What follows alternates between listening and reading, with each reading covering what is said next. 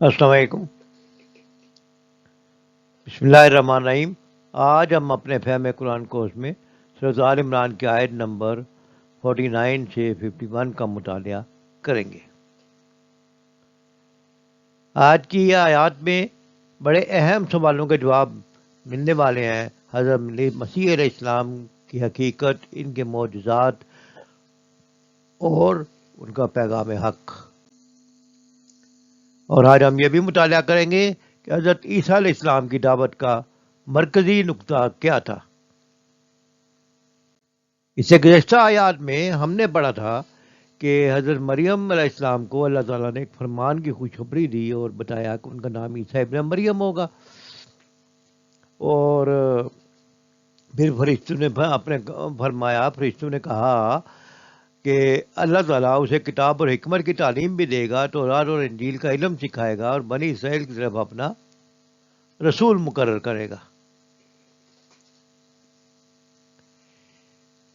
لہذا آئیے آج کی آیات کا مطالعہ کرتے ہیں کہ جب رسول مقرر ہوئے اور مقرر ہو کر رسول بن کر آئے، انہوں نے لوگوں کو دعوت دی، تو اب اگلی بات وہاں سے شروع ہوتی ہے۔ اعوذ باللہ من الشیطان الرجیم، بسم اللہ الرحمن الرحیم، مرسولا الی بنی اسرائیل،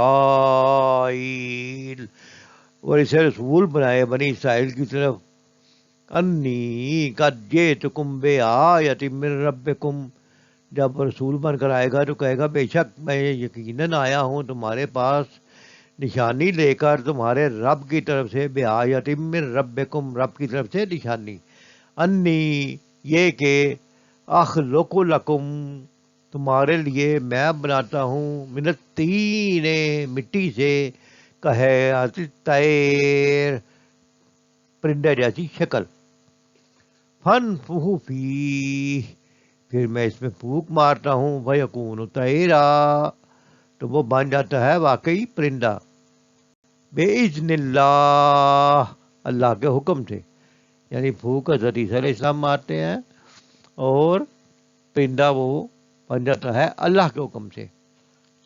وَأُبْرِئُ الْأَكْمَحَ وَالْأَبْرَصَ، اور میں درست کر دیتا ہوں معرضات، اندھے کو اور کوڑی کو۔ پھر تیسرا موضوع بتایا جا رہا ہے، وَأُحْيِي الْمَوْتَىٰ بِإِذْنِ اللَّهِ، اور میں زندہ کرتا ہوں مردوں کو اللہ کے حکم سے۔ وَأُنَبِّئُكُمْ، اور خبر دیتا ہوں میں تم کو، بِمَا تَأْكُلُونَ، جو کچھ تم کھاتے ہو، وَمَا تَدَّخِرُونَ، اور جو کچھ تم ذخیرہ کرتے ہو، فی بیوتکم، اپنے گھروں میں۔ ان فی ذالک لآیۃ لکم، بے شک اس میں یقیناً نشانی ہے تمہارے لیے، ان کنتم مومنین، اگر ہو تم مومن۔ ومصدقا لما بین یدی، اور تصدیق کرنے والا ہوں اس کی جو میرے سامنے موجود ہے، من التورات، تورات میں سے، وَلِأُحِلَّ لَكُمْ بَعْضَ الَّذِي حُرِّمَ عَلَيْكُمْ، اور میں اس لیے آیا ہوں تاکہ میں حلال کر دوں تمہارے لیے بعض وہ چیزیں جو حرام کی گئی ہیں تم پر، یعنی بنی اسرائیل نے اپنے طور پہ بعض چیزیں حرام کر لی تھیں اپنے اوپر، تو اللہ تعالیٰ نے ان کو اصل تعلیمات دینے کے لیے حضرت عیسیٰ علیہ السلام کو بھیجا کہ انہی چیزوں کو واپس حلال کر دوں جو جن کا حکم دیا گیا تھا۔ وَجِئْتُکُم بِآیَةٍ مِّن رَبِّکُمْ، اور میں آیا ہوں تمہارے پاس نشانی لے کر، من ربکم، تمہارے رب کی طرف سے، فاتقوا اللہ، پس اللہ سے ڈرو، وَأَطِیعُونِ، اور اطاعت کرو میری، ان اللہ ربی وربکم، بے شک اللہ میرا رب بھی ہے اور تمہارا بھی رب ہے، فَاعْبُدُوهُ، تو عبادت کرو اسی کی، ھذا صراط مستقیم، کہ یہی سیدھا راستہ ہے۔ تو حضرت عیسیٰ علیہ السلام نے سیدھے راستے کی طرف دعوت دی اپنی قوم کو۔ حضرت عیسیٰ علیہ السلام 3 قسم کی نشانیاں لے کر آئے تھے. ایک تو یہ کہ مردے میں جان ڈالنا، اس کا ثبوت انہوں نے یہ دیا کہ مٹی سے ایک پرندہ بنایا، پرندے کا مجسمہ بنایا، اس میں بھوک ماری، اللہ کے حکم سے وہ پرندہ بن گیا. ظاہر ہے اللہ کے حکم سے وہ یہ معجزہ دکھا رہے تھے. پھر دوسرا معجزہ اس زمانے میں طب کا بڑا رواج تھا، جو باتیں ان کو سمجھ آتی تھیں.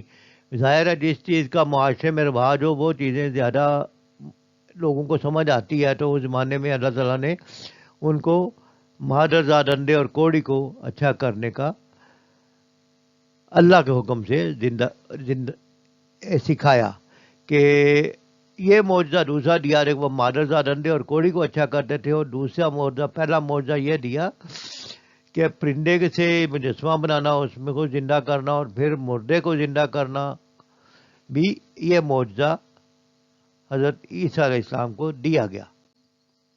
پھر علم غیب کے متعلق بھی ایک معجزہ دیا گیا کہ مسیح علیہ السلام ان کو بتاتے تھے کہ جو تم گھروں میں رکھ کے آئے ہو وہ بھی بتاتا ہوں، جو تم گھر میں چھوڑ کے آئے ہو، ذخیرہ کر کے آئے ہو وہ بھی بتاتا ہوں. یہ سب کچھ اللہ تعالیٰ کے معلوم کرانے پر ان کو معلوم ہو جاتا تھا. اور تفسیر ابن کثیر اس کے مطلب بتاتی ہے کہ یہ سب انہوں نے اپنی سچائی کی دلیل کے طور پر پیش کیا کہ جو تعلیم میں تمہیں دے رہا ہوں وہ برحق ہے. کیونکہ ظاہر ہے یہ سارے کام اللہ کے حکم کے بغیر نہیں ہو سکتے تھے. مردے کو زندہ کرنا، بیمار کو شفا دینا، پھر غیب کی باتیں بتانا کہ جو چیز سامنے نہیں ہے، یہ ساری چیزیں اللہ کے حکم سے وہ دیتے تھے. اور یہ اپنی سچائی کی دلیل کے طور پر ان کو پیش کیا. اور ان دلیلوں کا کس پہ اثر ہوتا ہے؟ جس کے دل میں ایمان ہو، جو حق کو قبول کرنا چاہتا ہو. اگر کسی میں ایمان ہی نہیں تو اس پر کوئی چیز اثر نہیں کرتی. تو تفسیر ابن کثیر میں بھی یہی لکھا ہوا ہے کہ وہ برحق ہے. ہاں اگر تم میں ایمان ہی نہیں تو پھر کیا. پھر انہوں نے یہ بتایا حضرت عیسیٰ علیہ السلام نے کہ ظاہر ہے تورات اس وقت جو تھی وہ اس میں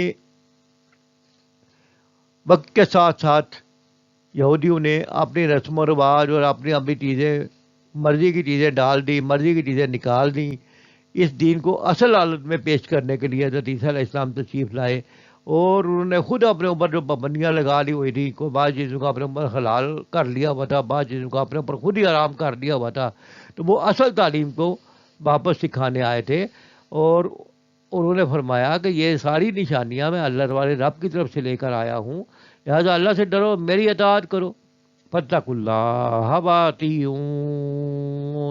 بس اللہ سے ڈرو اور میری اطاعت کرو. لہٰذا وہ فرما رہے ہیں کہ میں تمہیں اسی اصل دین کی طرف جو ہے وہ واپس دعوت دینے آیا ہوں، اور میں اسی اصل دین کو مانتا ہوں جو اللہ کی طرف سے مجھ سے پہلے پیغمبر تمہارے پاس لے کر آئے تھے. تمہارے ہاں کچھ رہبانیت پسند لوگوں نے مذہب میں کچھ چیزیں شامل کر دیں، پھر غیر مسلم قوموں کے غلبہ کے اثر کے تحت ان کے اندر کچھ اصل شریعت الہی پر کچھ چیزوں کا اضافہ ہو گیا. یہ چیزیں انہوں نے اپنی مرضی سے اپنے اوپر حلال اور حرام کر لی تھی. تو انہوں نے کہا میں دین کو صرف خالص جو دین تمہارے اوپر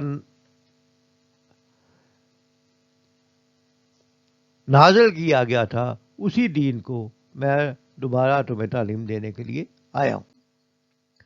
انہوں نے یہی بات کہی کہ ان اللہ ربی و ربکم فاعبدوہ، اللہ میرا بھی رب ہے تمہارا بھی رب ہے، صرف اسی کی عبادت کرو.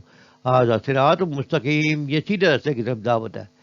کہ اقتدار اعلیٰ کس کا ہے؟ اللہ تعالیٰ کا. اور اسی اقتدار اعلیٰ کی ہدایات کے تحت زمین پر اخلاق کا، تمدن کا، رہنے سہنے کا نظام قائم ہوتا ہے، حکومتیں قائم ہوتی ہیں، لوگوں کے رہنے سہنے کے طریقے قائم ہوتے ہیں.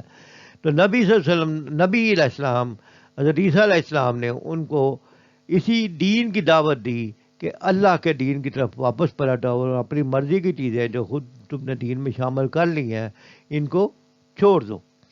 اور یہ بھی فرمایا کہ میرا دین کوئی نیا دین نہیں ہے، وہی دین ہے جو حضرت موسیٰ علیہ السلام لے کر آئے تھے. اس لیے اپنی وفاداریوں کو اور عبادت گزاریوں کو صرف خالص اللہ کی بندگی، اطاعت اور وفاداری میں دے دو. اور یہی ان کی دعوت تھی. ان آیات میں ہمیں ایک یہ بھی سبق ملتا ہے کہ اگر نصیحت کرتے ہو تو نصیحت کس کے لیے فائدہ مند ہوتی ہے؟ فرمایا تم حق کو ماننے کے لیے تیار ہو؟ ان کنتم مومنین، اگر تم حق کو ماننے کے لیے تیار ہو، اگر تم مومن بننے کے لیے تیار ہو، تو صرف اسی صورت میں جو نصیحت ہے وہ تمہیں فائدہ دے گی۔ اور یہ علامتیں، یہ نشانیاں اس امر کا اطمینان دلانے کے لیے کافی تھیں کہ یہ اللہ کے بھیجا ہوا پیغمبر ہے، اور اس پر ایمان وہی لوگ لائیں گے جو حق کو ماننے کے لیے تیار ہوں، ہٹ ضرم نہ ہو، اپنی غلط بات پڑھنے والے نہ ہوں۔ آج بھی یہی تجربہ ہے، پہلے کا بھی یہی تجربہ تھا۔